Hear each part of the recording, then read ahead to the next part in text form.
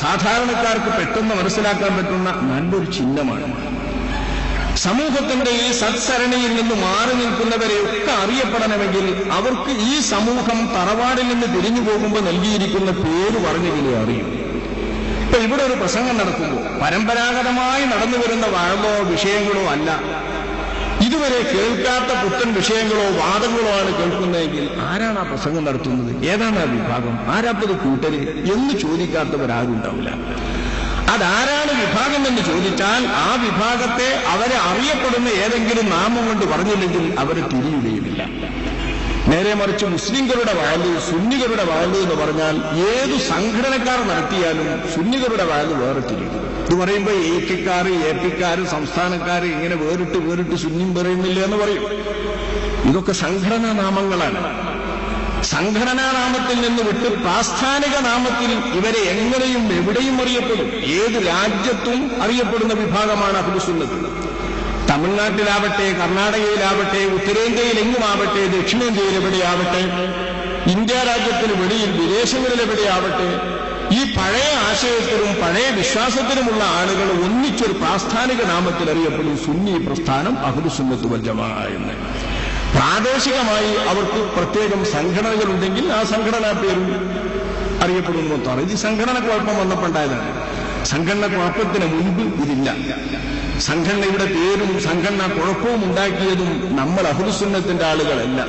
ഇതൊക്കെയും ഐക്യം തകർത്തവരാരാണോ അവർ തന്നെ ഉണ്ടാക്കിയ ഗുരുവാലുകളും വിഷമങ്ങളുമാണ്.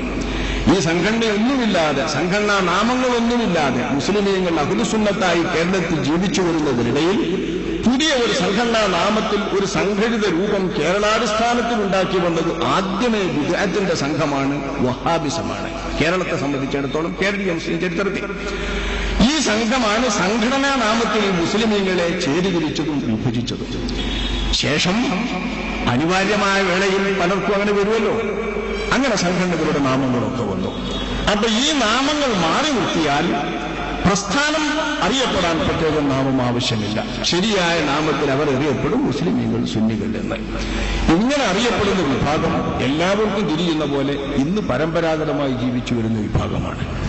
ഈ വിഭാഗത്തിന്റെ വഴി ഏതാണെന്ന് മനസ്സിലാക്കുന്നത് രക്ഷയുടെ വഴി അതായതുകൊണ്ടാണ്. രക്ഷയുടെ വഴി അതായതുകൊണ്ട് എവിടേക്കാണ് നമ്മുടെ യാത്ര, ഏത് ലക്ഷ്യത്തിലേക്കാണ് നമ്മുടെ പ്രയാണം. ജീവിതം ഒരു യാത്രയാണെന്ന് നമ്മൾ മനസ്സിലാക്കുന്നുണ്ട്.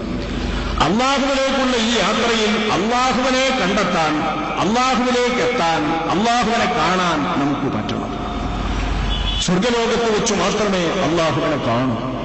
അള്ളാഹു ആ തിരുകാഴ്ച നമുക്ക് ഏവർക്കും നൽകുമാറാവട്ടെ. സ്വർഗലോകത്ത് അള്ളാഹുവിനെ കാണാൻ ഇടയാകുക എന്നത് തന്നെയാണ് നമ്മൾ കാക്ഷിക്കുന്ന, ആഗ്രഹിക്കുന്ന ഏറ്റവും വലിയ സൗഭാഗ്യം. ഈ സൗഭാഗ്യം നേടണമെങ്കിൽ ആ സൗഭാഗ്യം നേടുന്ന വഴിയിലൂടെ സഞ്ചരിക്കണം. ആ വഴിയിലേക്ക് ക്ഷണിക്കാൻ വേണ്ടി അള്ളാഹു അയച്ച തിരുദൂതരാണ് അവസാന പ്രവാചകരായി അഷ്റഫുൽ വലാ ത്വാഹ റസൂലുള്ളാഹി സ്വല്ലല്ലാഹു അലൈഹി വസല്ലം. വല്ലാഹു യദ്ഉ ഇലാ ദാരിസ്സലാം. അള്ളാഹു തആലാനെ കാണുന്ന ദാറുസ്സലാം എന്ന സ്വർഗത്തിലേക്ക് അള്ളാഹു നിങ്ങളെ വിളിക്കുന്നു. വിളിക്കാൻ വേണ്ടി അള്ളാഹു അയച്ച ദൂതരാണ് റസൂലുള്ളാഹി, അള്ളാഹുവിന്റെ തിരുദൂതർ മുഹമ്മദ് മുസ്തഫ സ്വല്ലല്ലാഹു അലൈഹി വസല്ലം തങ്ങൾ. ആ തിരുദൂതർ നമ്മെ ദാറുസ്സലാമിലേക്ക് വിളിക്കുന്നത് ദാറുസ്സലാമിൽ നമുക്ക് വേണ്ടി ഒരുക്കപ്പെട്ടിരിക്കുന്ന വിഭവങ്ങളിലേക്കും സുഖജീവിതത്തിലേക്കുമാണ്. ആ സുഖജീവിതത്തിലെ സുഖങ്ങളെ എല്ലാം വിസ്മരിപ്പിക്കുന്ന ഏറ്റവും വലിയ മഹത്തായ അനുഗ്രഹമോ പടച്ച തമ്പുരാനെ നമ്മുടെ കണ്ണുകൊണ്ട് കാണുക, മുഖത്തെ കണ്ണുകൊണ്ട്. ഈ മുഖത്തെ കണ്ണുകൊണ്ട് അള്ളാഹുവിനെ കാണാനുള്ള സൗഭാഗ്യം ലഭിക്കണമെങ്കിൽ സ്വർഗത്തിൽ പ്രവേശിക്കണം. അതിന് പറ്റുന്ന വിധത്തിലുള്ള മുഖവും കണ്ണും, അതിന് പറ്റുന്ന വിധത്തിലുള്ള രൂപവും അള്ളാഹു നമുക്ക് നൽകണം. അങ്ങനെ രണ്ട് വിഭാഗമേ അള്ളാഹു സുബ്ഹാനഹു വ തആല ആഖിറത്തിൽ ഒരുക്കുന്നുള്ളൂ. യൗമ തബിയദ്ദു വുജൂഹുൻ വ തസ്വദ്ദു വുജൂഹ്. ഒരു കൂട്ടം ആളുകളുടെ മുഖങ്ങൾ ശോഭിക്കും, തിളങ്ങും. വ തസ്വദ്ദു വുജൂഹ്. വേറൊരു കൂട്ടം ആളുകളുടെ മുഖങ്ങൾ കറുത്തിരുണ്ട്, വളരെ ഇരുട്ടാർന്ന് തമസാർന്ന് അന്ധകാരനിബിഡമായിരിക്കും. ഒരു കൂട്ടം ആളുകളുടെ മുഖങ്ങൾ ശോഭിച്ചുകൊണ്ടിരിക്കും, തിളങ്ങിക്കൊണ്ടിരിക്കും. ബഹുമാനപ്പെട്ട ഇബ്നു അബ്ബാസ് റളിയല്ലാഹു അൻഹുവിനെ പോലുള്ള പല സ്വഹാബാക്കളും ഇതിനെ വ്യാഖ്യാനിക്കുന്നത് മുഖം ശോഭിക്കുന്നവരും തിളങ്ങുന്ന കണ്ണുള്ളവരും ശരിക്കും തിളങ്ങുന്നവരും അവിടെ അഹ്ലുസ്സുന്ന, ഇതേ പേര് തന്നെയാണ് സ്വഹാബത്ത് നൽകുന്നത്, അഹ്ലുസ്സുന്ന. മുഖം തിളങ്ങുന്നവർ അഹ്ലുസ്സുന്ന. മുഖം കറുത്തിരുണ്ടു പോകുന്നവർ, ഇവിടെ വെളുത്തവരാണെങ്കിലും ഇവിടെ സുന്ദരക്കുട്ടപ്പന്മാരാണെങ്കിലും ഇവിടെ സുഖസൗകര്യങ്ങളുള്ളവരാണെങ്കിലും ആഖിറത്തിൽ മുഖം കറുത്തിരുണ്ടു പോകുന്ന വിഭാഗം അഹ്ലുൽ ബിദ്അ. ഈ അഹ്ലുസ് സുന്നത്തിന്റെ മാറ്റത്തിലുള്ള ബിദ്അത്തുകാരായിരിക്കുമെന്ന് ബഹുമാനപ്പെട്ട സ്വഹാബത്ത് അഷ്റഫുൽ ഖൽഖ് സ്വല്ലല്ലാഹു അലൈഹി വസല്ലം തങ്ങളിൽ നിന്ന് കിട്ടിയ വിവരം വെച്ച് ഈ ആയത്തിനെ വ്യാഖ്യാനിക്കുമ്പോൾ വിശ്വാസികളിൽ നിന്നുള്ള രണ്ട് കൂട്ടത്തെയാണ് ഇവിടെ അല്ലാഹു തആല പരിചയപ്പെടുത്തുന്നത് എന്ന് നമുക്ക് മനസ്സിലാക്കാം. വിശ്വാസികളിൽ നിന്ന് തന്നെയുള്ള രണ്ട് വിഭാഗം. ആ വിഭാഗത്തിൽ മുഖം വെളുത്ത് ശോഭിക്കുന്ന തെളിമയാർന്ന തിളങ്ങുന്ന വിഭാഗത്തിൽ നമ്മൾ പെടണം. അവരുടെ തിളക്കമുള്ള കണ്ണുകൊണ്ട് അള്ളാഹുവിനെ കാണാൻ പറ്റും. ഈ കാണാനുള്ള ലക്ഷ്യത്തിലേക്ക് നമ്മെ നയിക്കുന്നതിന് വേണ്ടി അള്ളാഹുവിന്റെ റസൂൽ പറഞ്ഞു തരുന്ന വഴി ഏത്? ആ വഴിയാണ് അസ്സിറാത്തുൽ മുസ്തഖീം, ചൊവ്വായ വഴി. എത്ര തവണ വിശുദ്ധ ഖുർആനിൽ ഈ സിറാത്തുൽ മുസ്തഖീം വിവരിച്ചിട്ടുണ്ട്. വല്ലാഹു യഹ്ദി ഇലാ സിറാത്തുൽ മുസ്തഖീം വഇന്നക ലതഹ്ദി ഇലാ സിറാത്തുൽ മുസ്തഖീം. അഷ്റഫുൽ ഖൽഖ് സ്വല്ലല്ലാഹു അലൈഹി വസല്ലം തങ്ങളുടെ സംബോധിതരായ ഉമ്മത്തിനെ നയിക്കുന്നതും ചേർക്കുന്നതും സിറാത്തുൽ മുസ്തഖീമിലേക്കാണ്. അല്ലാഹു ഹിദായത്താക്കുന്നത് സിറാത്തുൽ മുസ്തഖീമിലേക്കാണ്. ആ സിറാത്തുൽ മുസ്തഖീമിലൂടെ സഞ്ചരിച്ചെങ്കിൽ മാത്രമേ, ആ വഴിയിലൂടെ ചെന്നെങ്കിൽ മാത്രമേ അള്ളാഹുവിനെ കാണുക, അള്ളാഹുവിനെ കാണുന്ന സ്വർഗലോകത്തിലെത്തുക, ദാറുസ്സലാമിലെത്തുക എന്ന ലക്ഷ്യം സാക്ഷാത്കരിക്കുകയുള്ളൂ. അള്ളാഹു അതിന് നമ്മെ അനുഗ്രഹിക്കുമാറാവട്ടെ. ഇതിൽ നിന്ന് പാവപ്പെട്ട, അറിവില്ലായ്മ കൊണ്ട് കാര്യങ്ങൾ മനസ്സിലാക്കാൻ സ്വയം തിരുത്താൻ കഴിവില്ലാത്ത സാധാരണക്കാർ, അവർക്ക് ഈ വഴി തിരിയാതെ അവർ കുഴങ്ങിപ്പോകരുത്. പ്രസംഗങ്ങൾ നിർബന്ധിതമായി കേട്ടോ ഇഷ്ടപ്രകാരം കേട്ടോ അവർ ഈ വഴി അറിയാതെ ഉഴന്നു പോകരുത്.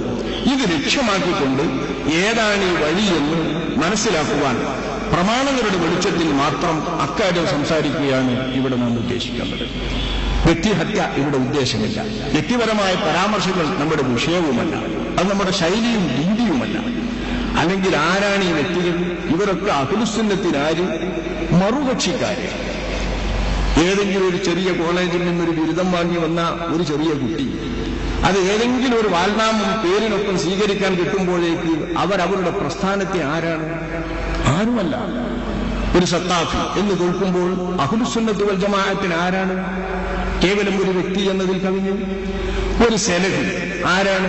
ഏതെങ്കിലും ഒരു കോളേജിൽ നിന്ന് ഒരു ഡിഗ്രി നാമം, വാൽനാമം ബേക്കിൽ വെക്കാൻ കിട്ടുമ്പോഴേക്ക് ബിദ്അത്ത് പ്രസ്ഥാനത്തിൽ അല്ലെങ്കിൽ അഹ്ലുസുന്നത്തിന്റെ എതിരുള്ള പ്രസ്ഥാനത്തിൽ അയാൾ ആരാണ്? കേവലം വ്യക്തി എന്നതിൽ നിന്നും അണുവിട് അവരാരും ഉയർന്നിട്ടില്ല.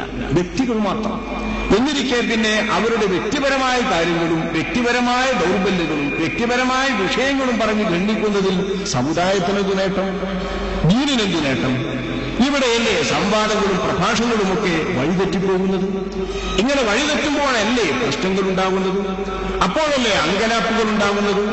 ഈ അങ്കലാപ്പിനും വിഷമങ്ങൾക്കും ഒന്നും വഴിവെക്കാതെ തെറ്റിദ്ധാരണയിലകപ്പെട്ടവരാരെങ്കിലും ഉണ്ടെങ്കിൽ, പ്രസംഗങ്ങൾ കേട്ട് വഞ്ചിതരായവരാരെങ്കിലും ഉണ്ടെങ്കിൽ, മേലിൽ ആ വിധത്തിൽ ആരും വഞ്ചിതരായി പോകാതിരിക്കാനും ഉദ്ദേശിച്ചുകൊണ്ട് ഈ നേരായ വഴി ആര്, ഏത് വഴിയിലൂടെ സഞ്ചരിക്കുന്നു നാം, ഇതാണ് നമ്മൾ ഈ 2 ദിവസങ്ങളിൽ മനസ്സിലാക്കുന്നത്. ഇൻഷാ അല്ലാഹ് അല്ലാഹു വ്യക്തമായി സത്യം മനസ്സിലാക്കാൻ നമ്മെ അനുഗ്രഹിക്കുമാറാവട്ടെ. ആരംഭ നബി കരീം സ്വല്ലല്ലാഹു അലൈഹി വസല്ലമ തങ്ങൾ وأن هذا صراطي مستقيما فاتبعوه ولا تتبعوا السبل فتفرق بكم عن سبيله ذلكم وصاكم لعلكم تتقون എന്ന ആയത്തിറങ്ങിയപ്പോൾ അഷ്റഫുൽ ഖൽഖ് സ്വല്ലല്ലാഹു അലൈഹി വസല്ലം തങ്ങൾ സാധാരണ രീതിയിൽ നിന്ന് വ്യത്യസ്തമായി പ്രാക്ടിക്കലായി ആരംഭ നബിതങ്ങൾ അത് തന്റെ ജനതയ്ക്ക് സ്വഹാബത്തിന് മനസ്സിലാക്കി കൊടുത്തതായി സ്വഹാബത്ത് ധരിക്കുന്നുണ്ട്. അബ്ദുല്ലാഹി ഇബ്നു മസ്ഊദ് റളിയല്ലാഹു അൻഹു വിവരിക്കുന്നുണ്ട്, അല്ലാഹുവിന്റെ റസൂൽ ഞങ്ങൾ ഒന്നിച്ചിരിക്കുമ്പോൾ നേരായ ഒരു വര ഞങ്ങൾക്ക് മുമ്പിൽ വരച്ചു. ഈ വരയുടെ വലതുഭാഗത്ത് ഏതാനും വരകളും ഇടതുഭാഗത്ത് ഏതാനും വരകളും വരച്ചു. ഇത് സാധാരണ നമ്മൾ കേട്ട് പരിചയിച്ച, എത്രയോ തവണ കേട്ടിട്ടുള്ള ഹദീസാണ്. ആശയപരമായി നമ്മൾ ഇവിടെ നിന്ന് മനസ്സിലാക്കണം, ഈ നേരായ വരയ്ക്ക് അപ്പുറവും അപ്പുറവും ഇപ്പുറവും റസൂലുള്ളാഹി വലത്തും ഇടത്തുമായി ഏതാനും വരകൾ വിവരിച്ചിട്ട് അഷ്റഫുൽ ഖൽഖ് സ്വല്ലല്ലാഹു അലൈഹി വസല്ലം തങ്ങൾ പറഞ്ഞു, ഹാദിഹി സുബുൽ, ഞാൻ ആദ്യം വരച്ച ഈ വരയുടെ വലത്തും ഇടത്തുമായി കൊണ്ട് സമാന്തരമായി കുറെ വരകൾ വരച്ചല്ലോ, ഈ വരകളാകുന്നു വലാ തത്തബിഉ സുബുൽ എന്ന് അല്ലാഹു തആല പറഞ്ഞിരിക്കുന്ന സുബുൽ. ഏതാണ് അല്ലാഹു തആല വലാ തത്തബിഉ സുബുൽ എന്ന് പറഞ്ഞത്?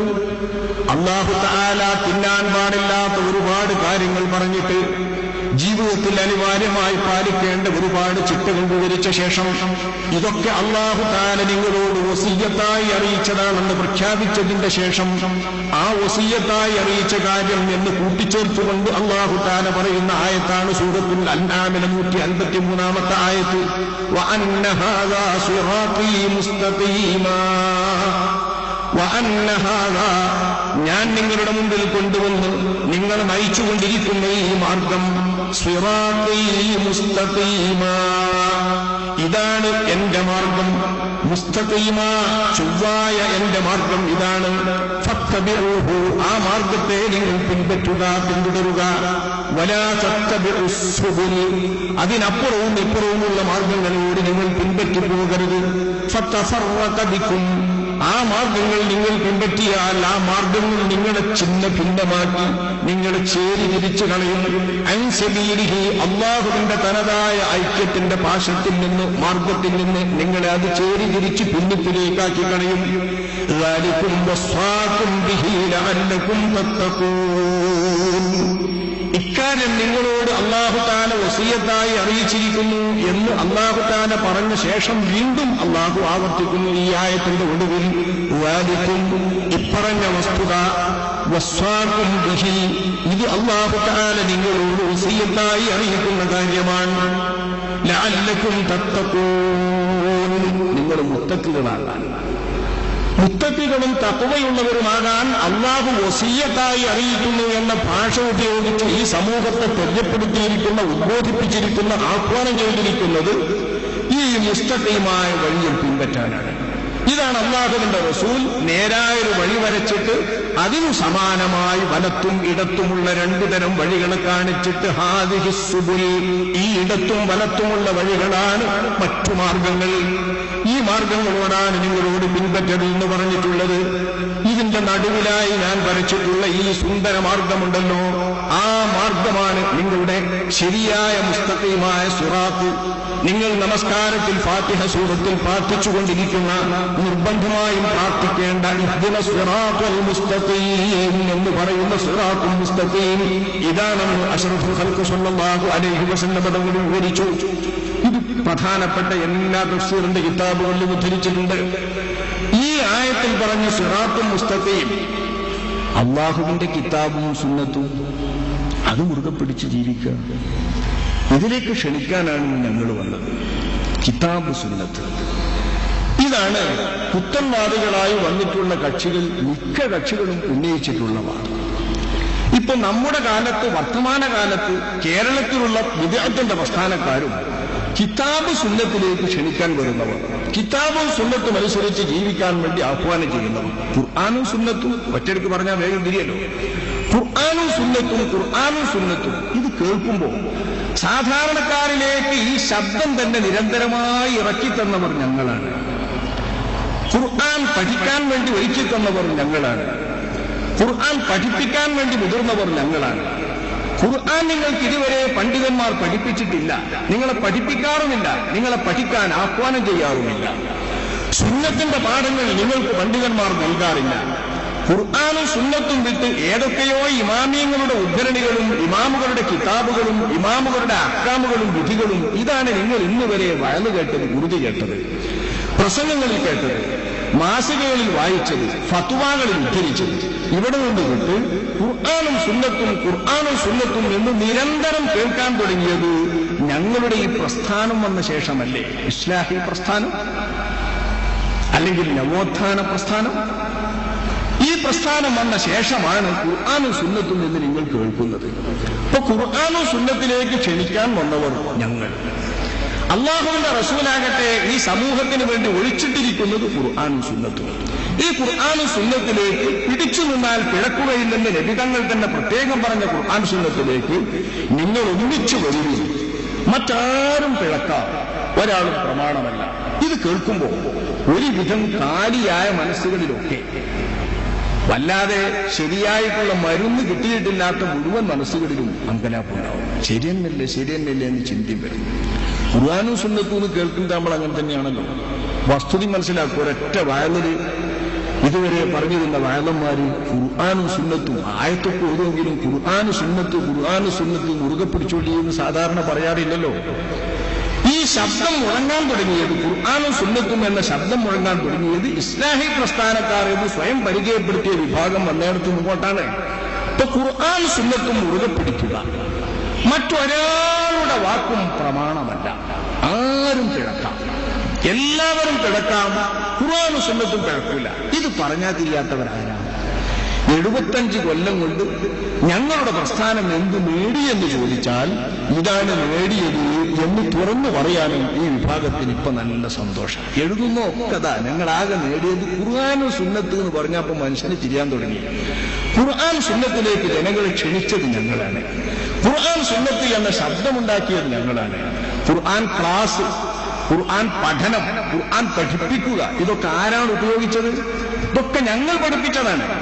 ഞങ്ങൾ പറഞ്ഞു വന്ന വഴിയെ പിന്നെ നിങ്ങൾ ഇങ്ങനെ ഖുർആൻ പഠിപ്പിക്കാൻ തുടങ്ങി. ഖുർആൻ സ്റ്റഡി സെന്ററുകൾ തുടങ്ങി, ഖുർആൻ പഠിപ്പിക്കുന്ന ക്ലാസുകൾ തുടങ്ങി. ഇപ്പൊ ഖുർആനിന്റെ ആളുകൾ ഞങ്ങൾ, സുന്നത്തിന് ആഹ്വാനം ചെയ്തവർ ഞങ്ങൾ. ഇത് കേട്ടാൽ ഒരുപാട് മനസ്സുകളിലേക്ക് ഒരു ശരിയെന്നെ ഇതൊരു ശരിയെന്നെ. ഖുർആനും സുന്നത്തും എന്ന് പറഞ്ഞാൽ അവർ പറഞ്ഞിട്ടില്ലാണ്. ഖുർആൻ സുന്നത്തിന്റെ പ്രമാണമനുസരിച്ചാണ് ആരുടെ വാക്കും സ്വീകരിക്കാൻ പറ്റൂ. കേട്ടാൽ ഇത് നല്ല മധുരമുള്ള വാക്ക് തന്നെയാണ്. ഖുർആനും സുന്നത്തിന് അനുകൂലിച്ചാലല്ലേ ഏത് ഹോജ പറഞ്ഞാലും സ്വീകരിക്കാൻ പറ്റൂ. ഖുർആനും സുന്നത്തിന് വിരുദ്ധമാണോ അത് തള്ളണം, ആര് പറഞ്ഞാലും തള്ളണം. ഖുർആനും സുന്നത്തും അല്ലാത്തത് മുഴുവൻ തള്ളണം. യോജിച്ചതാണെങ്കിൽ ആര് പറഞ്ഞാലും എടുക്കുക. ശരിയല്ലേ? എല്ലാവരും പെട്ടെന്ന് മനസ്സിലാക്കുന്ന വാക്ക്. അതിൽ കുടുങ്ങിപ്പോകും സാധാരണ ജനങ്ങൾ. ഖുർആനും സുന്നത്തും എന്ന് പറയും.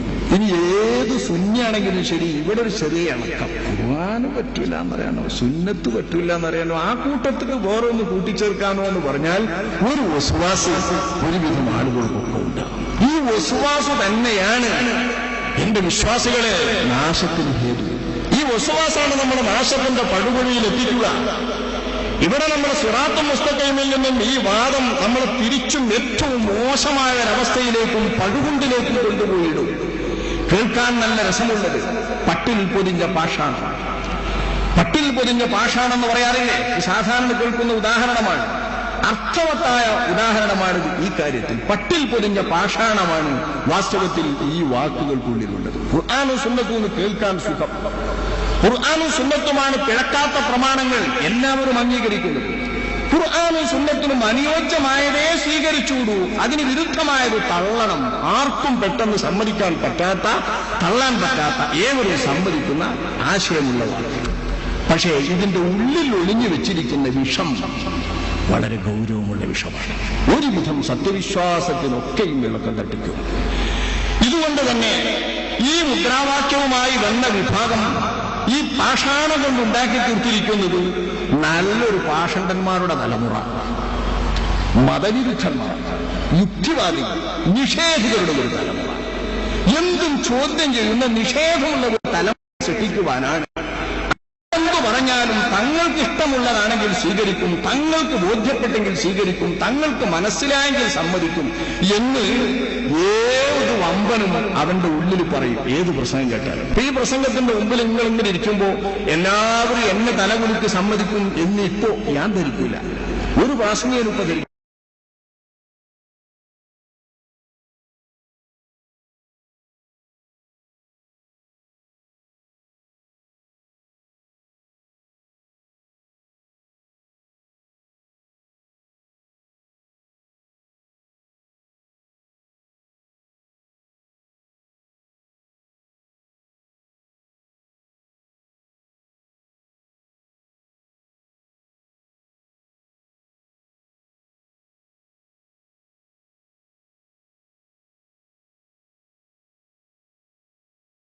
കാരണം നിങ്ങളാണ് ഏറ്റവും മിടുക്കന്മാർ. പ്രസംഗകരെ തിരുത്തുന്നവരും പ്രസംഗകരെ സമ്മതിപ്പിക്കുന്നവരും പ്രസംഗങ്ങൾ കേൾക്കുന്നവരും എല്ലാം നിങ്ങൾ. പ്രസംഗത്തിൽ നിന്ന് പഠിക്കുന്നതും നിങ്ങൾ, പ്രസംഗത്തെ തിരുത്തുന്നതും നിങ്ങൾ, പ്രസംഗത്തെ വിലയിരുത്തുന്നതും നിങ്ങൾ, പ്രസംഗത്തെ സ്വീകരിക്കുന്നതും നിങ്ങൾ, പ്രസംഗത്തെ തള്ളുന്നതും നിങ്ങൾ. എല്ലാത്തിനും കഴിവുള്ളവരിപ്പോ ശ്രോതാക്കളാണ്. ഈ ശ്രോതാക്കളെ ഈ ഒരു പരുവത്തിലേക്ക് എത്തിച്ചാൽ കേൾക്കാൻ സ്വാതന്ത്ര്യമല്ലേ തരുന്നത്. എല്ലാവർക്കും സ്വാതന്ത്ര്യം, പ്രാസംഗികനെ തള്ളാനും കൊള്ളാനും.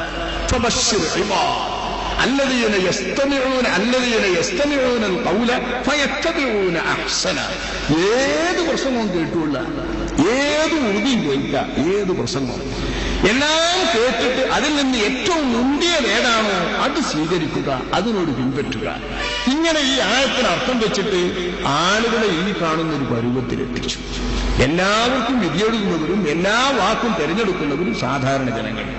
ഇവിടെ എത്തിയിരുന്നാൽ നമ്മുടെ സിറാത്തുൽ മുസ്തഖീം തെറ്റിപ്പോകും, സ്വർഗത്തിന്റെ അകത്തേക്ക് പ്രവേശിക്കാനുള്ള വഴി തെറ്റിപ്പോകും, ഖുർആനും സുന്നത്തും നമുക്ക് ഒട്ടും തിരിയാതെയാകും. അത് തിരിക്കാൻ വേണ്ടി വന്ന മാനദണ്ഡങ്ങൾ മനസ്സിലാകാതെ വരും. അതിന് പ്രമാണമായി നാം സ്വീകരിക്കേണ്ട വഴി ഏതാണോ, പ്രമാണങ്ങൾ ഏതാണോ, അതൊക്കെ പിൻനിരയിലേക്ക് തള്ളപ്പെടും. ഒടുവിൽ മതനിഷേധം വന്നെത്തും, യുക്തിവാദം മനസ്സിൽ സ്ഥാനം പിടിക്കും. തീർത്തും ഒരു നിഷേധം, എന്തിനോടും നിഷേധം, അത് സത്യത്തോടുമുള്ള നിഷേധമായി വളരാൻ പാകത്തിൽ നമ്മുടെ ഹൃദയത്തിന്റെ അകത്ത് മുട്ടിടുന്നു. അവസാനം യുക്തിവാദികളായി, മതത്തിന്റെ പേരിലുള്ള യുക്തിവാദികളായി നമ്മൾ സാധാരണക്കാരൊക്കെയും മാറും. ഒരുവിധം ചെറുപ്പക്കാരൊക്കെ ആ വിധത്തിൽ എത്തിപ്പെടുന്നുണ്ട്. അല്ലാഹു ഈ സമുദായത്തെ കാക്കുമാറാകട്ടെ.